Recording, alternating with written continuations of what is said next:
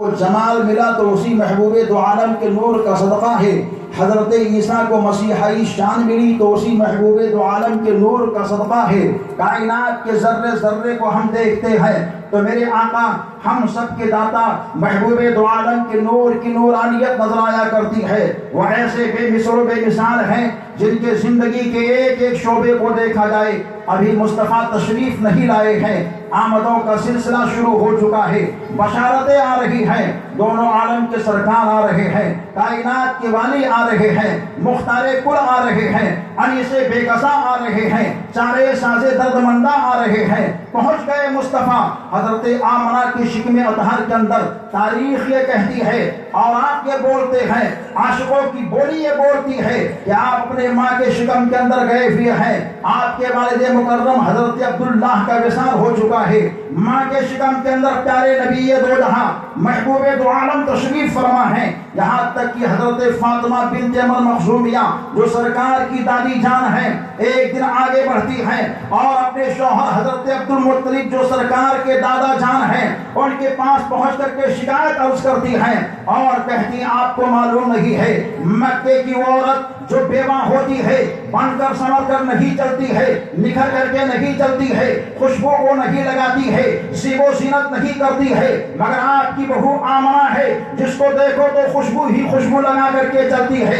آنگن میں آتی ہے تو خوشبو ہے، مکان میں ہے تو خوشبو ہے، میدان میں ہے تو خوشبو ہے، گلی میں ہے تو خوشبو ہے، نگر میں ہے تو خوشبو ہے، میدان کے اندر پہنچتی ہے تو خوشبو ہے۔ ایسا معاملہ ہے آس پڑوس کی عورتیں آ کر کے مجھ سے کہتی ہیں، اے فاطمہ بنت عمر مخزومیہ تو اپنی بہو کو روکتی کیوں نہیں ہے؟ ایک بیوہ عورت اتنا تیز خوشبو لگا کر کے چلتی ہے، ناک پھٹی جا رہی ہے، دماغ پھٹا جا رہا ہے، ماحول بدلتا ہوا جا رہا ہے۔ ایسی خوشبو سونپ کر کے پڑوس کی عورتیں شکایت کرتی ہیں۔ حضرت عبدالمطلب یہ کہتے ہیں لیکن تو ایک عورت ہے، تو ہی ان سے پوچھ لے یہ کون سا خوشبو لگا کر کے چلتی ہے۔ لیکن اے فاطمہ بنت عمر مخزومیہ ہم نے کبھی دیکھا نہیں کہ ان کی کوئی سہیلی ان کے پاس آتی ہو، تمہارے گھر کا کوئی فرد ان کے پاس جاتا نہیں ہے، ان کے کنبے قبیلے کے لوگ کہیں آتے نہیں ہیں، مگر یہ خوشبو آتی کہاں سے ہے؟ فاطمہ بنت عمر مخزومیہ یہ کہتی ہیں آپ مجھ سے کہتے ہیں پوچھنے کے لیے، ہم نے 10 مرتبہ ہمت کر کے کوشش کی ہے لاؤ آج ان سے پوچھ ہی لیں، لیکن جیسے ہی نظر کو اٹھاتی ہو، سر کو بلند کرتی ہو، ان کے چہرے کے روب و جلال کو دیکھ کر کے مجھے پسینہ آ جاتا ہے، ہمت نہیں ہو پاتی ہے کہ ان سے دو ٹوک میں بات کر لو۔ تو حضرت عبدالمطلب کہتے ہیں اچھا ٹھیک ہے جب تو کہہ رہی ہے تو لاؤ آمنہ کو بلا ہی لیتے ہیں۔ آپ نے آواز دیا لیکن دینے کے ساتھ کہتے ہیں اے فاطمہ بنت عمر مخزومیہ سن لے، تو گھر کے اندر پریشان ہے، میں مکے کے گلی گلی میں پریشان ہوں۔ انہوں نے کہا کیسے؟ تو آپ بولتے ہیں میں اس طرح پریشان ہو کہ مکے کی گلی سے گزرتا ہوں تو مکے کے لوگ بولتے ہیں اے عبدالمطلب تیرے گھر کے طرف سے بھینی بھینی خوشبو کہاں سے آ رہی ہے؟ ایسی خوشبو نہ لبنان کا خوشبو نظر آتا ہے، نہ شام کا خوشبو نظر آتا ہے، نہ چین کا خوشبو نظر آتا ہے، نہ یمن کا خوشبو نظر آتا ہے۔ اے آمنہ کو بلا لیا جائے۔ چنانچہ سیدہ آمنہ کو طلب کرتے ہیں عبدالمطلب اور کہتے ہیں اے بیٹی ذرا یہ بتاؤ یہ خوشبو تم کہاں سے لگاتی ہو؟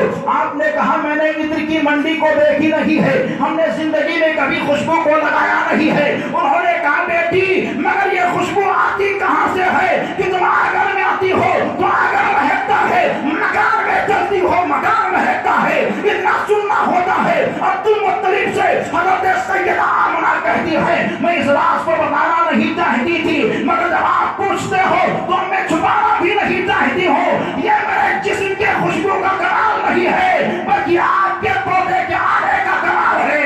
جب سے آپ کو پودا آیا ہے مکان مہکتا ہے، میدان میں چلتی ہوں میدان مہکتا ہے۔